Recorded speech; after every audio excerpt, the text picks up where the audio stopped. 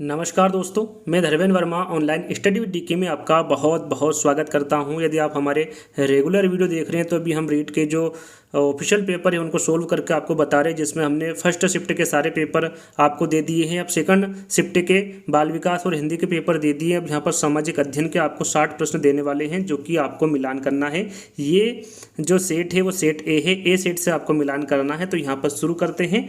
यहाँ पर देखिए पहला प्रश्न है सामाजिक विज्ञान का। सबसे पहले आपको क्या करना है, इस वीडियो को लाइक करना है, शेयर करना है और चैनल को सब्सक्राइब कर लेना है। और अंत में हमें जरूर बताना है कि इन 60 प्रश्नों में आपको कितने नंबर आ रहे हैं, ये आप जरूरी से बताइएगा। चलिए ज़्यादा समय आपका खराब नहीं करते, यहाँ पर जल्दी जल्दी मैं आपको प्रश्न पढ़ते आंसर बता देता हूँ।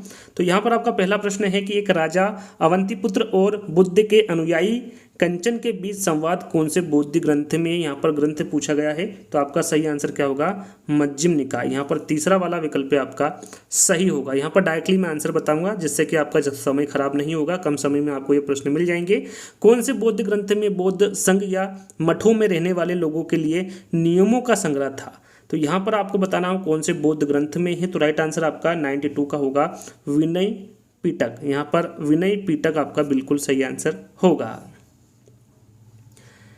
अगला प्रश्न है कि भारतीय दर्शन की 6 पद्धति में कौन शामिल है। यहाँ पर कौन शामिल है पूछा गया है। राइट आंसर आपका 93 का होगा वैशेषिक। यहाँ पर जो वैशेषिक लिखा हुआ है ये भारतीय दर्शन की 6 पद्धति में शामिल है। अगला प्रश्न है 94 पश्चिमी एशिया के यूनानी शासन सेल्यूकस निकेटर के राजदूत के रूप में मौर्य काल में भारत कौन आया था। तो यहाँ पर आपका 94 का सही आंसर होगा मेगस्थनीज। कौन आया था, मेगस्थनीज आया था।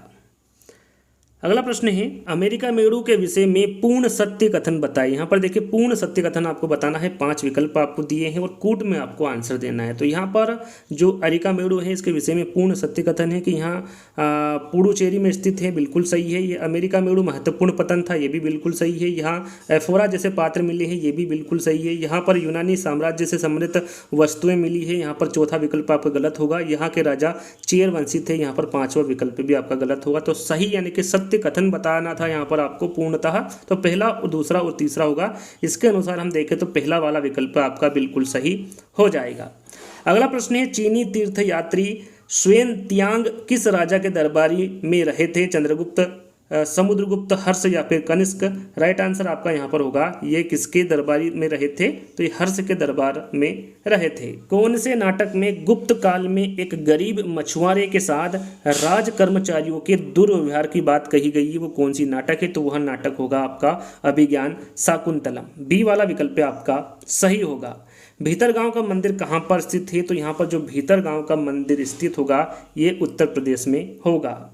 15वीं शताब्दी के उत्तरार्ध व शंकरदेव जो वैष्णव धर्म के मुख्य प्रचारक थे के उपदेशों को किस नाम से संबोधित किया जाता है। तो इनको यहाँ पर आपका सही आंसर होगा, इनको भगवती धर्म के नाम से संबोधित किया जाता है। डी वाला विकल्प आपका सही होगा। मुगल काल में खुद कास्त व पाही कास्त क्या थे। यहाँ पर देखिए खुद कास्त व पाही कास्त क्या थे पूछा गया है। राइट आंसर आपका होगा ये किसानों के प्रकार थे। यहाँ पर डी वाला विकल्प आपका सही होगा। मुगल काल में मंजिल आबादी, सिपा आबादी व मुल्क आबादी का संबंध किससे था। तो यहाँ पर आपका सही आंसर होगा ये पुस्तक के भाग से इसका संबंध था। यहाँ पर पहला वाला विकल्प आपका सही होगा। स्त्री पुरुष तुलना नाम से किताब किसने प्रकाशित करवाई थी। तो ये जो प्रकाशित करवाई थी दोस्तों ये ताराबाई शिंदे के द्वारा प्रकाशित करवाई थी।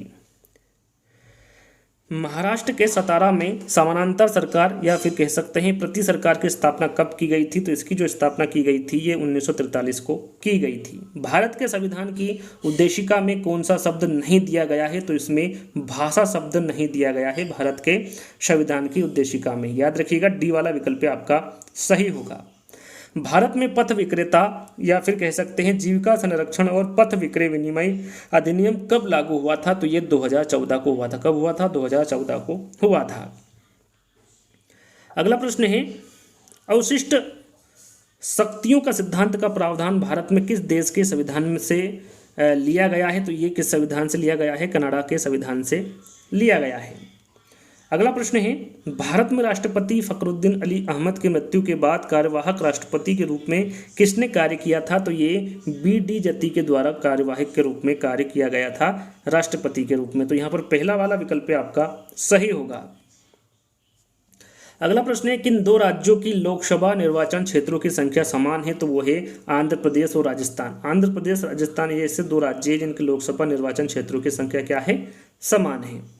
अगला प्रश्न है, बच्चों की सुविधा एवं मदद के लिए निःशुल्क हेल्पलाइन नंबर कौन सा है? यहाँ पर हेल्पलाइन नंबर के बारे में आपको पता होना चाहिए कि बच्चों की सुविधा एवं मदद के लिए जो निःशुल्क हेल्पलाइन नंबर होगा वो 1098 होगा।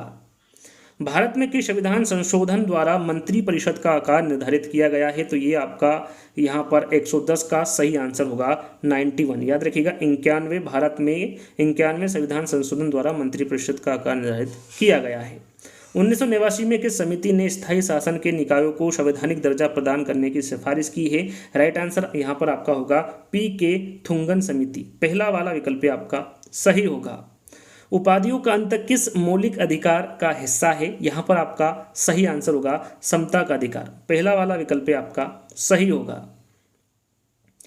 भारत के संविधान की 8वीं अनुसूची में अनुसूचित भाषाओं के सही समूह को पहचाने। यहाँ पर आपका सही आंसर होगा संथाली, हिंदी और संस्कृत। ये भारत के संविधान की 8वीं अनुसूची में अनुसूचित भाषाओं का सही समूह है। तो यहाँ पर तीसरा वाला विकल्प आपका सही होगा।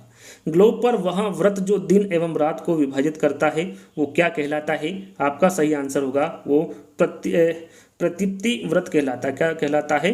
प्रतिप्ति व्रत कहलाता है। अगला प्रश्न है, अवरोही पवनें प्रवाहित होती है। तो यहाँ पर आपका सही आंसर होगा जो अवरोही पवनें हैं ये पर्वत से घाटी की तरफ प्रवाहित होती हैं।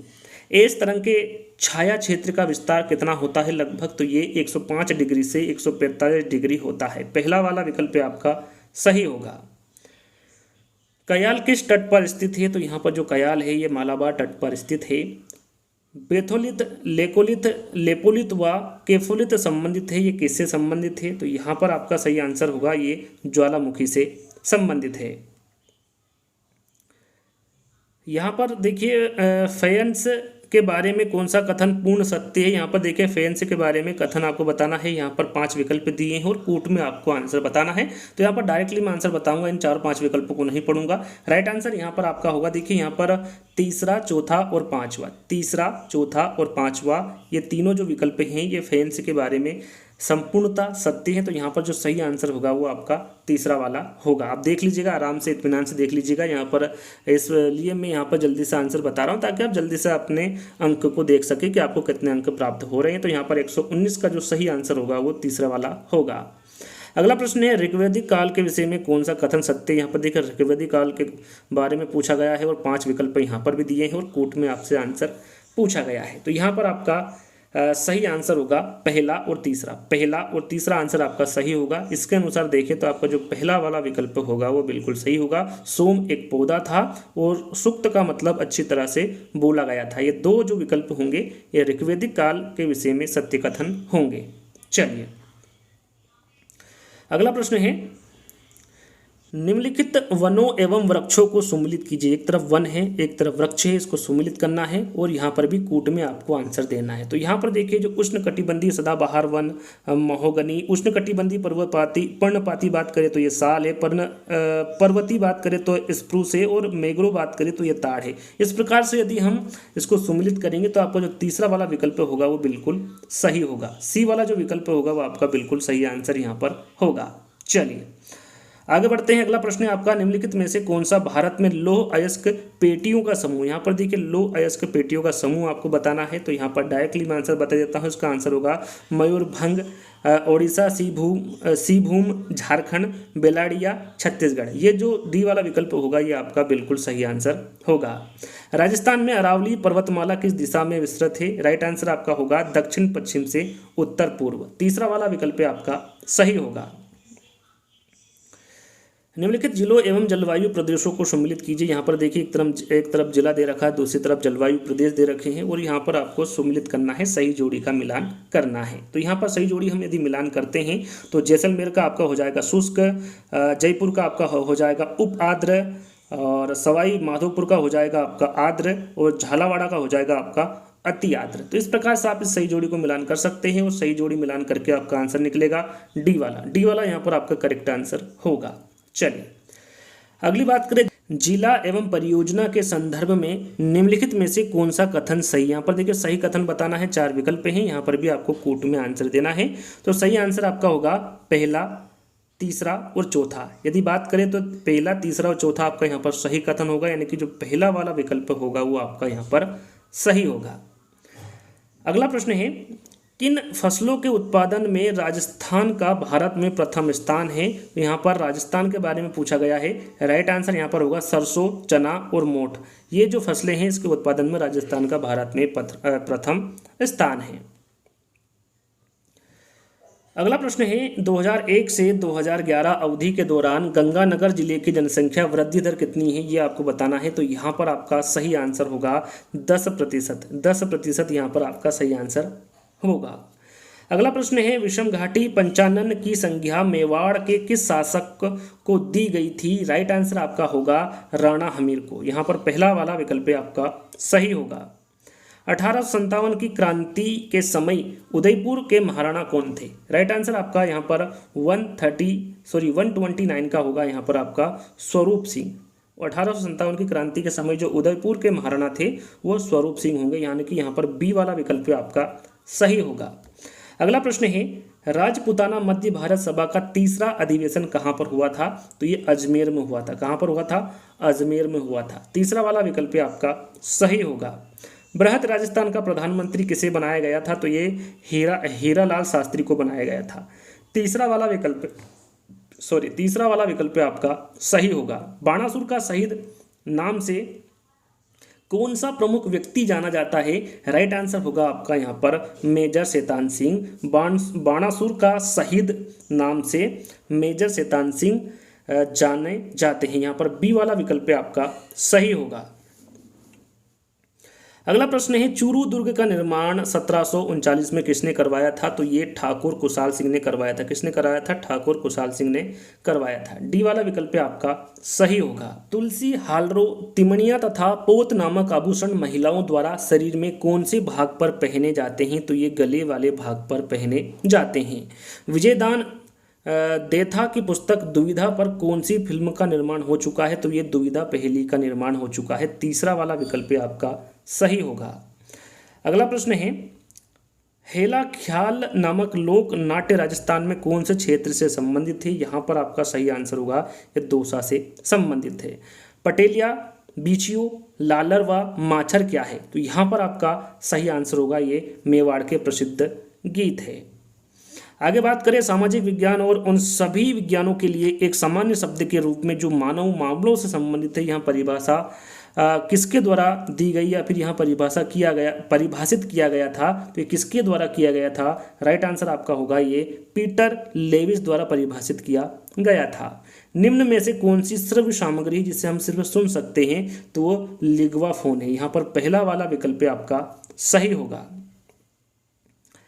इनमें से कौन सा एक किलपेट्रिक द्वारा दिया गया परियोजना का प्रकार नहीं है। राइट आंसर आपका होगा यहाँ पर विध्वंसक परियोजना। ये जो प्रकार है ये किलपेट्रिक द्वारा दिया गया परियोजना का प्रकार नहीं है।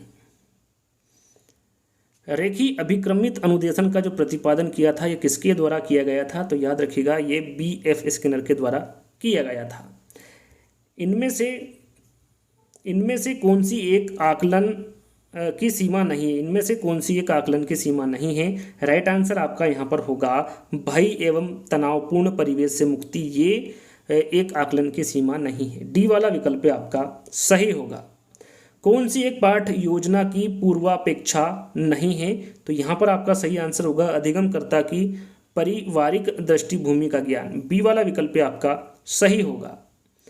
निम्न में से कौन सा एक सही सुमिलित है। यहाँ पर देखिए सुमिलित आपको बताना है कौन सा सही है। राइट आंसर आपका 44 का होगा अरस्तु आगमन और निगमन विधि। डी वाला विकल्प आपका बिल्कुल यहाँ पर सही होगा। कौन सा एक सामाजिक अध्ययन शिक्षण का सामान्य उद्देश्य नहीं है। राइट आंसर आपका होगा यहाँ पर जाति प्रथा की प्रशंसा।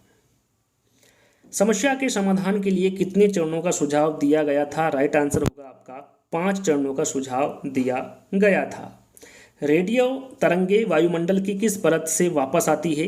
राइट आंसर आपका 147 का होगा आयन मंडल। रेडियो तरंगे वायुमंडल की आयन मंडल परत से वापस आती है।